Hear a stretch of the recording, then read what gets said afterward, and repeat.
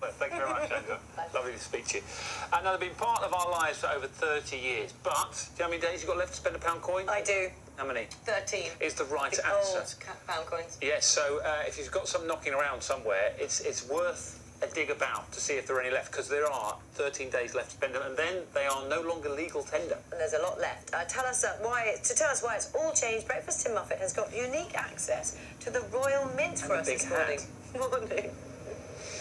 Yeah, good morning to you. Suited and booted, we're in a very special part of the Royal Mint. It is where all coins are melted down, all the old coins which are no longer part of the circulation. And look at this, £55,000 worth per tub of old round pounds, because as you say, only 13 days left to spend them. It's been a huge changeover to the new pound coin which was introduced in March. So how have things been going as the furnaces are just fired up before another load of pound coins gets poured in?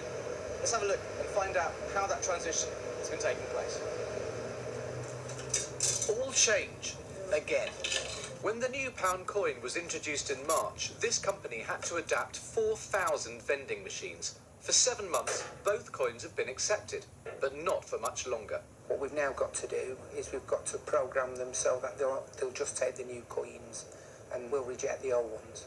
Realistically, I don't think the Royal Mint realise how big a job and how time-consuming this would be. So how much has this changeover cost your business? It's cost us personally over £250,000. After 11:59 p.m. on Sunday, October the 15th, businesses will no longer be obliged to accept the old pound coin. It'll cease being legal tender, and the round pounds role in our economy will be over. Will you miss the old pound coins? Yes, we'll miss them. I mean, something has been around for quite some time. They're easy to find in your purse. You kind of know the shape of them and you just dive in and get one. The new ones tend to be a bit shiny, and I've got to keep looking at them and think whether what they are. The Royal Mint and the Treasury say the introduction of the new pound coin has generally gone well. They say any short-term costs to businesses will be outweighed by long-term benefits. The new coin is much harder to forge. But over the summer, an AA survey found that a fifth of UK councils hadn't converted all their parking ticket machines to accept the new pound, as Derek found out. Went to put the money in the machine, wouldn't take it. I got a parking ticket. You had the wrong pound coin, as far as they were concerned. Yeah. How much was the fine? £70. More councils have now carried out the upgrades, but some ticket machines remain unable to take the new pound. The value of a coin is directly proportionate to the scarcity. You'll still be able to change old pounds at the bank, but some might be worth keeping instead. In 2011, there was a series of round pound coins that were released, each one representing a capital city of the United Kingdom. The Edinburgh City pound coin is the most scarce. Only around 900,000 of these were minted. Often hundreds of millions of coins are created when a new design is launched. Cardiff and the London coin as well, they all have low mintage figures. Antiques Roadshow moment, what might this be worth? So at present on auction sites, these are selling for between about £12 and £16. But once the pound coin is demonetised, we probably expect this to be about £30 and £40. So before you spend your last round pounds, they might be worth a second glance. So yes, worth checking your change before you get rid of them. But hey, look at this, another tub, £55,000 worth of old pound coins being melted down. That metal will then be used to create the new ones. Scott, you're the technical director on the launch of the new pound coin. How's it been going as far as you're concerned? It's been a really successful project. Ever since the Chancellor announced the new coin way back in 2014, it's been a huge effort to get, a product that goes to every single person in the country out so smoothly. It's been really good. There is still £500 million worth of them out there. I mean, 13 days to go, that's not long, is it? It's not long, but to put it into context, we've already pulled in 1.2 billion round pounds. And that's why we really ask the public, get your hands down the side of the sofa, look in those piggy banks and get those last pounds in. Okay, Scott, thanks very much, Dave. We'll talk more a little later, but it's a really interesting insight, isn't it, to how coins are actually melted down. As I say, £55,000, if you ever wonder what it looks like, there it is, £110,000 altogether. It's quite something. And a little later on, we'll be finding out how exactly those coins are melted and turned eventually into the new pound coins. It's amazing. Isn't it? It'd be a great day to wander around the Royal Mint, wouldn't it? Yeah, it would. Find your round pounds, is what he said. Do you remember when we had the first...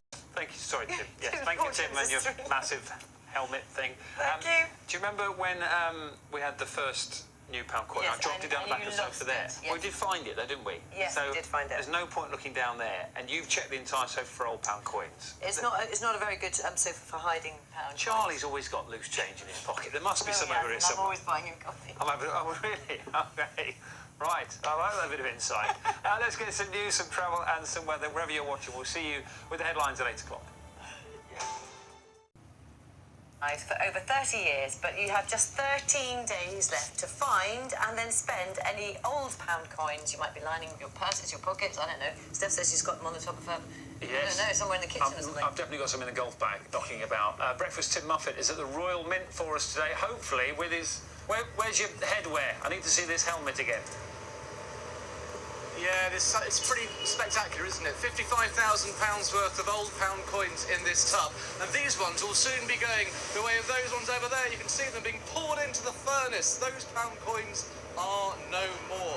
And there are only 13 days left for you to spend any old round pounds you might have before they cease to be legal tender. Let's have a quick chat to Scott, because you've been the technical director, haven't you, on the introduction of the new pound coin. Yes. How's it been going, do you think? It's been a terrific project. It's been a long project ever since the Chancellor announced new coin back in 2014.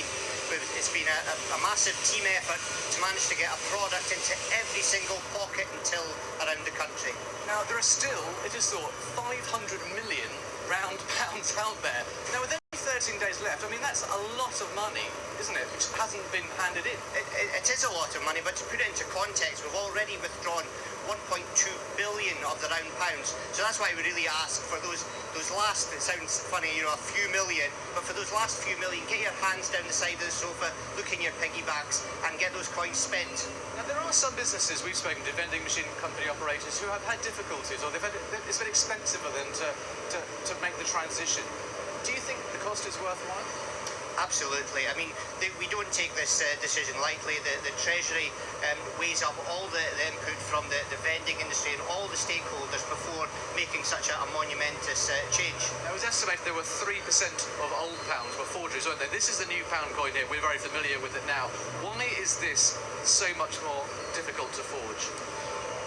This is, the next generation of coin. It's absolutely packed with security features. Some of them are overt, you can see them. So the shape, it's made of two metals, and also the latent feature that you see on there. But there's also covert features in there, so only vending machines and special sorting equipment will be able to pick those features up.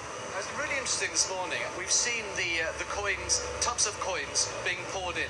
They are then melted down, and what you get from that is I've got this here. This is the the metals in it, and this is then used to create the new pounds. How does that process work?